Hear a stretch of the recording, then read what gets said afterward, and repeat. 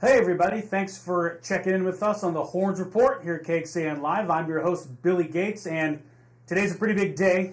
If you watched the game on Saturday where Texas went over to Houston and won in a bit of a clunker, 31-24, but a win's a win. You probably noticed that Quinn Ewers didn't play in the fourth quarter. He suffered a shoulder injury that he tried to play through, and in the end, Sarkisian pulled him out, and he talked about that today during Monday's press conference, and we'll play a little bit of that for you right now before we bring in our sports director, Roger Wallace, here. So have a listen to Coach Sarkisian talking about Quinn Ewers' injury this morning and during the press conference. From an injury standpoint, Quinn and Ethan Burke will both be week to week at this point. We never really know exactly how bodies respond to injury. And so we're just going to have to monitor these guys on a weekly basis. Obviously, we're going to do everything in our power to get both those guys back sooner rather than later. So we'll see how that goes. And obviously, Catalan's kind of in that same breath. Okay, so those are the three guys there. Everybody else has been really good. But the point to all that is, just like moving forward in that game, guys had to step up. Malik had to come in that game. I thought he showed great poise and composure. So there he was talking about Quinn Ewers' injury, suffered late third quarter, tried to play through it through a couple of incomplete passes, and then sat out the entire fourth quarter, and Malik Murphy took over here with Roger Wallace. And Roger, he got hurt last season in the Alabama game. It's not like this is totally foreign territory for Ewers, for Sarkisian. A week-to-week basis is a bit open-ended, but how is this? The obvious thing is this is going to affect the quarterback position going forward, but how do you see Malik Murphy fitting into this offense? Yeah, and first of all, last year at the Alabama game, it was the non-throwing shoulder. This Correct, is the yes. The sling was on the right shoulder. They haven't given any details other than after the game, Sark said shoulder injury. Today would not pin down when exactly he was injured in the game. We know he took some big hits late in that third quarter. But it's different. Last year you had Hudson Card, a guy that started a lot of games for Texas. Malik Murphy, they love the talent, but he's not done it in a big moment yet. So even though he came in for those final two drives and then obviously the victory formation, it's going to be a little bit different Saturday for him. And whenever Sark talks about Murphy, he adds Arch Manning. So he has said if it started today, it would be Malik Murphy. But again, they'll both get a week's worth of work, split the reps. I'm guessing at quarterback, maybe a little heavier lean towards Murphy. But it's an unknown. It's all we're going on is what we saw in the spring game, impressive arm, and what Sark has said about how he has developed and how Sark has said how Arch has really developed since coming into last spring and then going through a training camp and continuing to work this season with A.J. Millweek, the quarterback's coach. So it's still a mystery. We saw him a little bit in that game against Rice. And other than that, mop up. So, you're talking about the number 7 team ranked in the country in a game to try to keep them right there at the top of the Big 12 standings behind Oklahoma, assuming OU takes care of Kansas, or presumably for a tie against a pretty rugged BYU defense and a lot of old guys on BYU. We know that every year with the makeup of that roster. Yeah. It is going to be a friendly environment, but you never know. The nerves might be ratcheted up at a home game rather than a road game. So I think there's a lot of question marks, and I'm sure Sark would admit the same, because what you see in practice doesn't necessarily mean, all right, he does it there, he's going to do it on Saturday. Right, and fans that watch the spring game, like you said, Murphy was, dare I say, electric in the spring game. As electric you can get for a glorified practice. He had a really nice spring game, and fans have been clamoring to see Arch Manning play. He hasn't taken a snap yet all season, but you got to assume that if Murphy falters a little bit, we might be seeing that number 1 overall recruit from the 2023 class that everybody is so high on. For obvious reasons, he's a Manning, and his family's done pretty well playing quarterback. So, from just a basic scheduling standpoint, Roger, I kind of think this is, dare I say, an opportune time for an injury. If that makes any sort of sense. They've got the next 2 games at home, BYU, Kansas State. I think they're pretty fortunate that this game is at home. I think if this game's at Provo, then it's a completely different story. Yeah, and BYU, like I said, pretty good defense. They turned Tech over 5 times in their win. Now, it was some self-inflicted wounds for Texas Tech on Saturday out in Provo. BYU did not do a lot offensively, threw for under 130 yards, didn't have a great game rushing, and gave up yardage. So we'll see. And let's be honest, Sark has a week to game plan. He's going to game plan to his quarterback strengths. He's got Jonathan Brooks. He's got a healthier C.J. Baxter. The offensive line seems to be at the healthiest unit right now on that entire team. Jake Majors came back and played the entire game, so they'll lean heavily on that run game.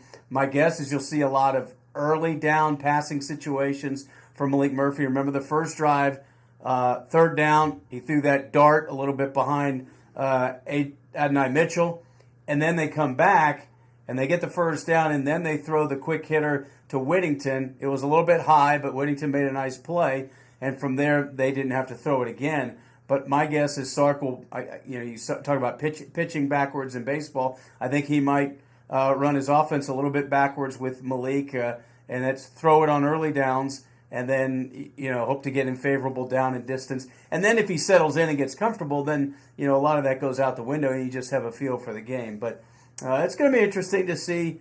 The crowd will be in his corner. Everybody loves a backup quarterback, no matter the circumstances. Here, unfortunate, second straight year Quinn Ewers has an injury. But Malik Murphy's fought through a lot. He's fought through a lot of injuries. Didn't play his senior year out in Southern California. Battled injuries here. So it looks like he'll finally get his chance on Saturday against BYU. And Steve Sarkisian talked a little bit about Malik Murphy, not only after the game Saturday, since he finished the game playing the entire 4th quarter, but he talked about him at Monday's press conference, and here's a little bit of what Sark said about Murphy. Definitely Malik's a natural passer. When he throws the ball, he throws a very beautiful ball. And I think there's not a throw that he can't make. I think he's got really good leadership qualities. I think the guys, like playing with Malik, and that's a positive as a quarterback. Inevitably, as a quarterback, you're only as good as the guys around you, and those guys, when guys play good around you, that makes your job a lot easier. And I think that's extremely helpful. And I think the third piece is his understanding of what we're doing. He's got a great feel for the game. He's got a good feel for passing the ball. He can make all the throws, but I think he understands what we do and why we do, and that's another added bonus. And Sark brought up a good point. I mean, a quarterback is only as good as the people around him, and as we've seen all season, there's a pretty good supporting cast on this Texas team, namely Jonathan Brooks, who goes for 99 yards against Houston.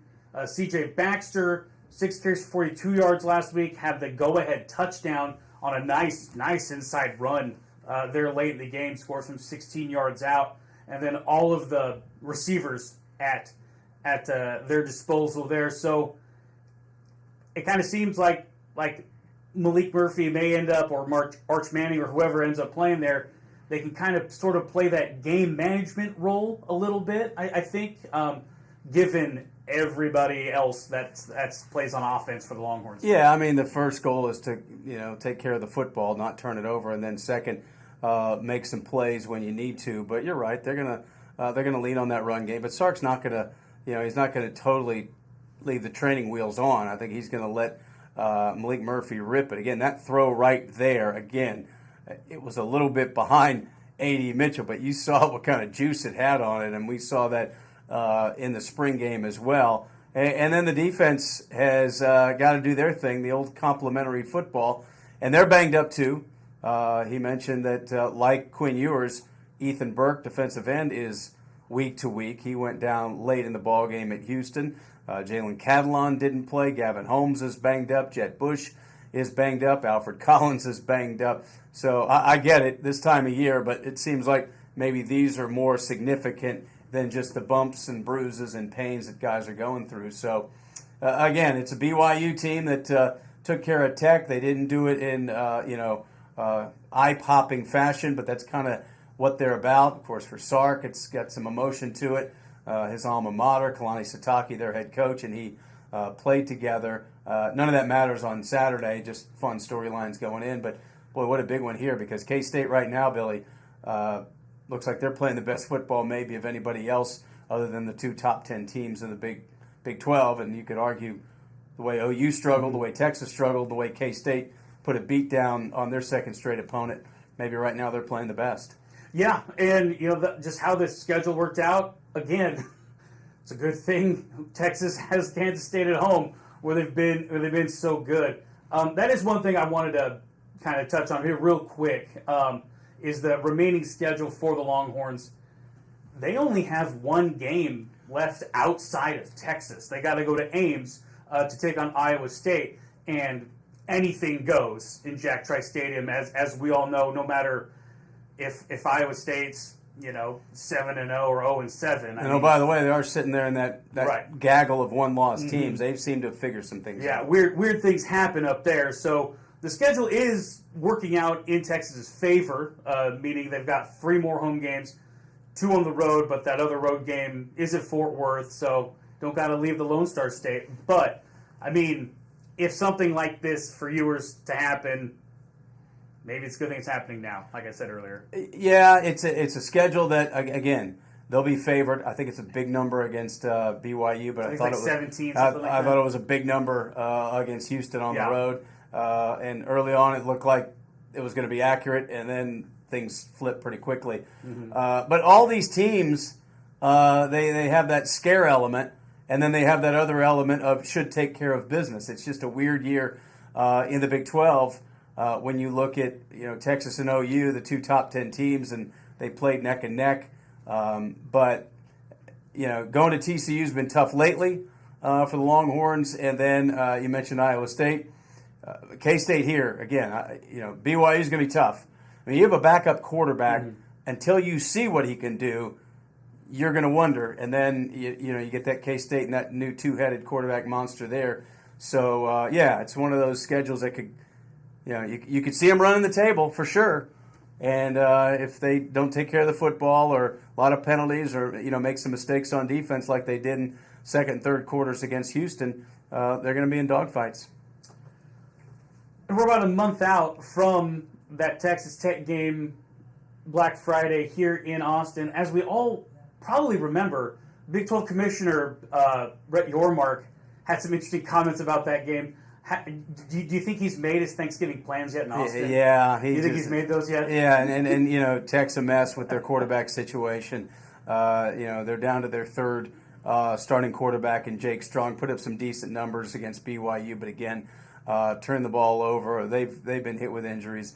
Yeah, that was that's the ultimate caught up in the moment. You expect that from maybe an athletic director or a head coach in front of his fan base. I don't know if you expect it from a conference commissioner talking about another team in their conference, but he said it. He's gonna have to wear it. Like the kids on Twitter or X or whatever they say. This didn't age well. Freezing cold take, I think it is. Yeah. Okay, so BYU on Saturday, obviously tough task, given what BYU's been able to do. 5-2 overall, 2-2 in conference, but as we've been saying, that defense is pretty good. Yeah, and they'll dial some stuff up. I think they're looking forward to seeing a young quarterback. They'll try to confuse him, and then the chess match is on. 2:30. DKR Texas Memorial Stadium. Game's going to be televised on ABC. And then looking ahead to November 4th against K-State, that game time is not going to be decided. That's what they call a 6-day selection. So they're the conference and the TV broadcasters are going to wait until this weekend's games are over to figure out where they're going to fit in Texas and Kansas State. Yeah, so my guess is if Texas wins Saturday, that'll be probably the highest profile game of that next weekend. So you can decide which time slot is the highest profile time slot. Getting to that time of year, it's hard to believe that it's almost November. Crazy. But before November gets over, got one more game, BYU, 2:30 on Saturday, ABC, DK Memorial Stadium. For Roger Wallace, I'm Billy Gates. It was a pleasure talking with you. Thank you for watching, and we'll talk to you again soon.